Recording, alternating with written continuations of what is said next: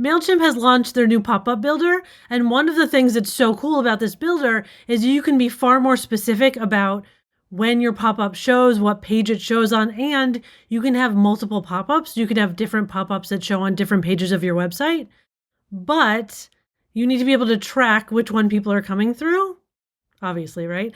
And the mechanism for that is not what you would expect it to be. If you're new here, my name's Marty from Spring Ahead Media Solutions. If you need a tutorial on the pop-up builder itself, I have that in another video. I will link that for you.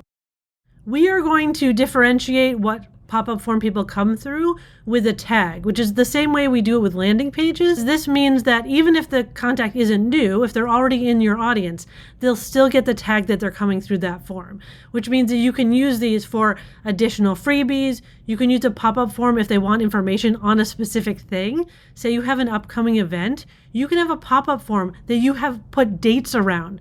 So it only shows on a certain page or only shows during certain dates. And people who put their information through that pop-up form are going to be tagged that they want information about that event.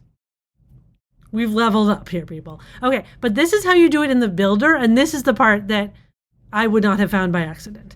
So if you go into your builder here, into the step with the sign up form, it's on the button. So click on your button.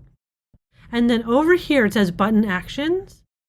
So right now it has two actions. One is to add it to your audience. And the other one is that once they do that, it'll go to step 2, which is a confirmation page. We are going to, right here, add the tag. So you'll pick what tag you want to add. And there we go. It auto-saves. So now anyone who comes through this pop-up form will get this tag. And it works for both designs. There we go. Hope that helped you out. Never mind, I know it helped you out. If you have more questions, please leave them in the comments. Sign up for my things, and I will talk to you soon.